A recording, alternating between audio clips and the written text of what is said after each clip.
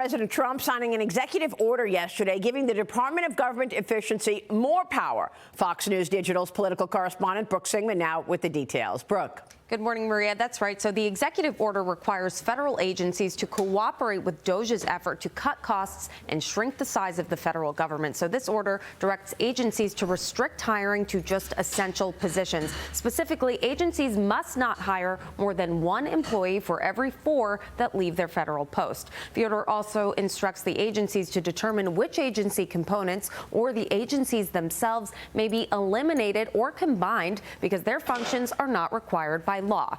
Here's what President Trump had to say about all of this yesterday.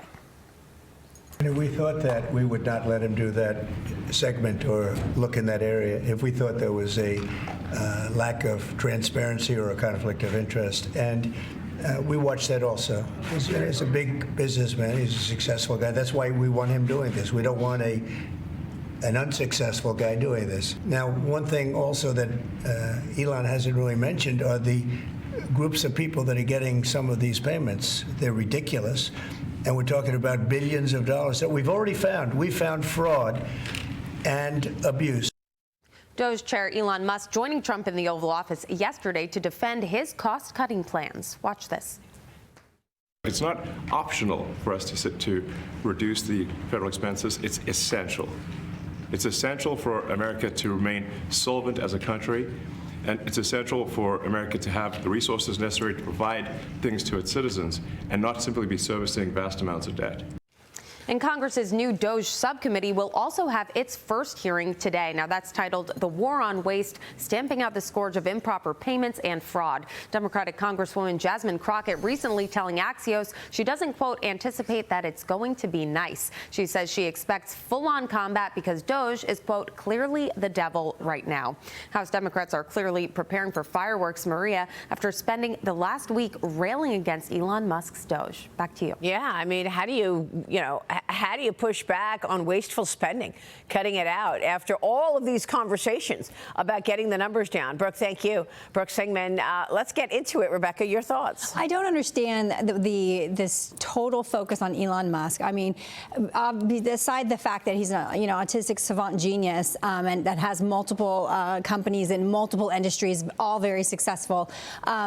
Why are we not looking at this more transparently? I'm actually really excited about the Pentagon potentially being audited publicly because we know they've failed 8 audits. We know that it goes back to Donald Rumsfeld on September 10th of 2001, the day before 9/11, saying that we've lost trillions of dollars. Those questions have never been answered, and the American public has a right to know.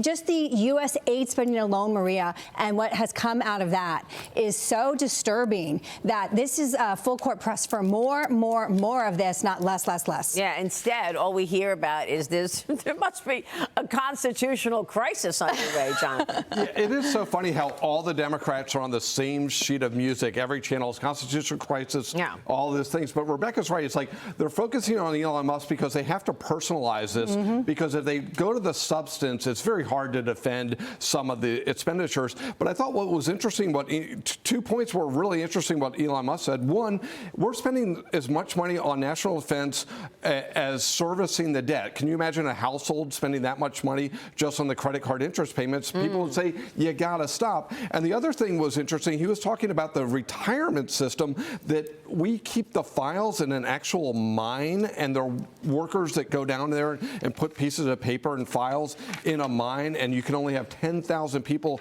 retire a day because that's the only number that can go up and down the elevator. Was truly astonishing. And the thing that's really funny about it, and we've made this point so many times on this show, if those 1,000 people that work there were able to work in the private sector, they would be producing more for the country in terms of tax dollars and other goods and services. So all of those things, I just don't, there's really no substantive way to attack this, because this has to be done in some respect, whether it's DOGE or something else. Yeah, the Wall Street Journal writes, is there a constitutional crisis? Trump's actions are aggressive, but they aren't so an executive coup. No kidding. Seriously. Come on. Well, mediocre people don't like high achievers, and high achievers don't like mediocre people. To quote Nick Saban, former Alabama coach and one of my heroes. And I think what we're seeing here is some very high achieving people in Mr. Musk and Mr. Trump. And they have a mission. They have religion about it. And they are doing it for us, for America, for taxpayers, and in the name of efficiency and getting the thing done right. That is upsetting a lot of people who have just come in and punched the clock every day to do their government jobs. You're right. That's a good quote. All right. We are just getting started this morning. We've got a lot coming up.